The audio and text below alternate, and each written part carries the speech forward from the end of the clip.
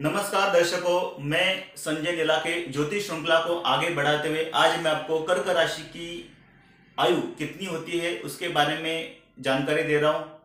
मानस सागरी के ग्रंथों के माध्यम से कर्क राशि की आयु कितनी होती है, फिर कर्क राशि के अंदर कौन से नक्षत्र आते हैं, फिर कितने चरण आते हैं, 9 चरण आते हैं वैसे तो हर राशि में। देखो यहाँ पे मैंने बताया है कि कर्क राशि के अंदर 3 नक्षत्र आते हैं। एक पुनर्वसु का पहला चरण, पुष्य नक्षत्र, आश्लेषा नक्षत्र, ये सभी की जानकारी मैं आज आपको देने वाला हूँ। फिर चंद्र राशि का स्वभाव, उसके जीवन में कैसे प्रभाव पड़ता है, फिर उनकी आयु कितनी होती है और उनका मृत्यु का समय। दर्शकों, ये मेरा वीडियो आपको अगर अच्छा लगा रहेगा तो आप इसे लाइक कीजिए, शेयर कीजिए। बस इतना ही निवेदन है आपसे। सबसे पहले मैं आपको कर्क राशि के बारे में जानकारी दे रहा हूं। दर्शकों, कर्क राशि जिसका स्वामी होता है चंद्र देवता और देवता होते हैं शिव जी।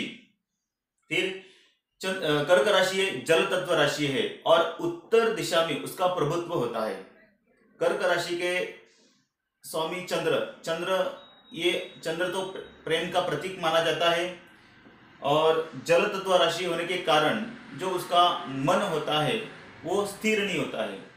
जैसे पानी बहता रहता है वैसे एक जगह में पानी टिकता नहीं है, वैसे मन भी उसका स्थिर नहीं होता है। मैं उनके बारे में आपको थोड़ी जानकारी दे रहा हूँ।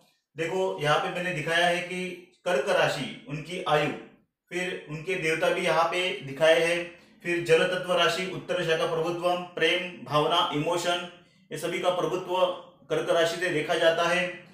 मन उसका स्थिर नहीं होता है। लेकिन दर्शकों, राजनीति में, पॉलिटिशियन में ये लोग सबसे आगे रहते हैं। पारिवारिक सुख उनको मिलता है, लेकिन मित्र तो उनके रहते हैं, लेकिन मित्रों से जितना चाहिए उनका उतना मदद उनसे नहीं होती है। धोखा होने का संभावना सबसे ज्यादा होता है। कर्क राशि के जो व्यक्ति होते हैं वो तो कलाकार होते हैं। सभी प्रकार की कला उनको उनके गुण में होती है, जैसे कि संगीतकार, गायक, दिग्दर्शक, नाटककार, हर प्रकार की कलाओं का गुण उनमें समाविष्ट होता है। कर्क राशि के जो लोग होते हैं वो अपनी मेहनत से उच्च पद तक पहुंच जाते हैं और जल तत्व राशि होने के कारण जो भी पानी के रिलेटेड संबंध में जो बिजनेस है, दूध है, पानी है, और उसके रिलेटेड बिजनेस वो कर सकते हैं। फिर शेयर मार्केट में भी वो पैसा इन्वेस्ट करते हैं और शेयर मार्केट में भी वो अपना पैसा कमाते हैं। दर्शकों, ये मैंने आपको चंद्र राशि के स्वभाव के बारे में, जो कर्क राशि होती है उसके स्वभाव के बारे में बताया है।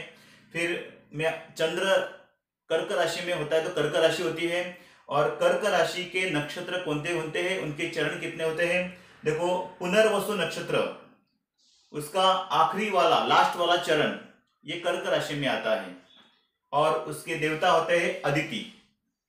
फिर पुनर्वसु नक्षत्र होने के बाद फिर पुष्य नक्षत्र के चार चरण कर्क राशि में आते हैं और पुष्य नक्षत्र के देवता होते हैं बृहस्पति यानी गुरु।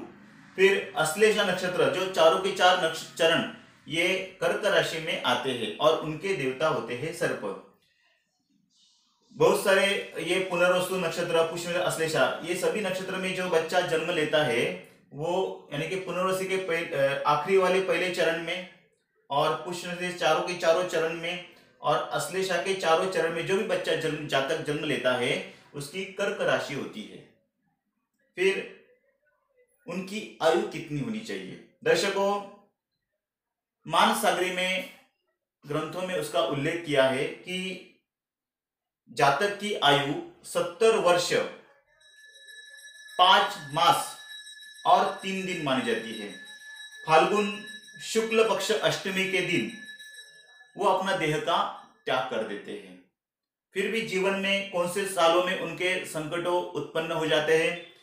जन्म लेने के बाद पहले वर्ष में, 1 वर्ष होने के बाद उनके जीवन में शारीरिक कष्ट आ जाता है।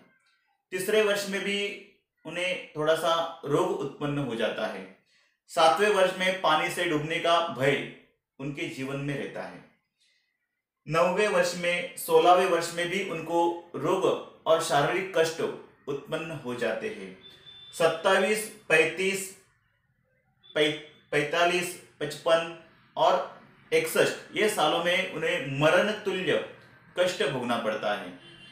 थोड़ी सावधगिरी बितानी चाहिए, क्योंकि ये जो सारे वर्ष मैंने बताए हैं 1, 3, 7, 9, 16, 27, 35, 45, 55 और 61 ये सभी उसके जीवन में कष्टदायी साल वर्ष माने जाते हैं। थोड़ी सावधानी बरतना जरूरी होता है। फिर दर्शकों, ये मैंने आपको कर्क राशि की आयु कितनी होती है मानसाग्नि ग्रंथों में इसका उल्लेख है, लेकिन अगर चंद्रमा के ऊपर कुंडली के अंदर कर्क राशि के स्वामी चंद्रमा, उसके ऊपर अगर शुभ ग्रह की दृष्टि हो, चंद्रमा उच्च के हो, तो जातक को जो भी ये कष्ट रहते हैं उसका प्रभाव थोड़ा कम हो जाता है। लेकिन जो जिसकी कर्क राशि होती है वो अगर शिवजी की उपासना करते हो, नहीं तो फिर शिवजी का जाप करते हो, महामृत्युंजय का अनुष्ठान 1.25 लाख का अनुष्ठान जीवन में एक बार तो उनको करना चाहिए। ओम त्र्यंबकम यजामहे सुगंधिम पुष्टिवर्धनम उर्वारुकम यवदनान मृत्युर्मुक्षी यमामृतात्, इस मंत्र का जाप वो कर सकते हो। नहीं तो फिर 16 सोमवार का व्रत भी कर सकते हो, उनकी मन चाहे इच्छाएं पूरी हो जाती है। सोमवार के दिन शिवजी का जलाभिषेक, दूध से अभिषेक, पंचामृत से अभिषेक वो कर सकते हैं। ओम नमः शिवाय का पंचोपचार मंत्रों का उच्चारण भी वो कर सकते हैं। दर्शकों, जिसके कुंडली में जिसकी कर्क राशि होती है, चंद्रमा कर्क राशि में होते हैं, तो कर्क राशि तो उच्च की होती ही, चंद्रमा उच्च के होते ही है। लेकिन अगर वो अच्छे भाव में है, लग्न स्थान केंद्र में है, त्रिकोण में है, तो जातक को अच्छे फल मिल जाते हैं, राजयोग का फल मिल जाता है। लेकिन अगर कुंडली के अंदर चंद्रमा अच्छे हो तो वो जातक मोती रत्न भी धारण कर सकते हो, लेकिन अच्छे ज्योतिषकार के सलाह से ही वो रत्न धारण करना चाहिए। दर्शकों, ये सारे प्रकार की जानकारी मैंने आज आपको दी है। कर्क राशि की आयु कितनी होती है? 70 वर्ष 5 मास यानी 5 महीने और 3 दिन, ये मानसाग्नि ग्रंथों में उसका उल्लेख है। और जातक के जाने का समय जो फाल्गुन महीना शुक्ल पक्ष अष्टमी के दिन वो जातक अपने देह का त्याग करता है। लेकिन ये वर्षों में जो मैंने यहाँ पे दिखाए हैं, 1 वर्ष, 3 वर्ष, 7, 9, 16, 27, 35, 45, 55 और 61, सावधगिरी ये थोड़ा ध्यान देना चाहिए अपने खान पान में, अपने स्वास्थ्य के ऊपर ध्यान देना चाहिए। अगर शिव की उपासना आप करते हो तो भी अच्छा है, नहीं तो जिसका नक्षत्र वो है, जैसे कि किसका पुनर्वसु नक्षत्र है तो अदिति की उपासना कर सकते हो, उस अदिति भगवान का जाप कर सकते हो। अगर पुष्य नक्षत्र में कोई बच्चा जन्म लेता है तो बृहस्पति यानी गुरु का उपासना, उसकी पूजा कर सकते हो। अश्लेषा में कोई बच्चा जन्म लेता है तो सर्प देवता की उपासना करते हैं, यानी कि अश्लेषा की अगर जब बच्चा जन्म लेता है तो उसे अश्लेषा नक्षत्र शांति भी करना चाहिए।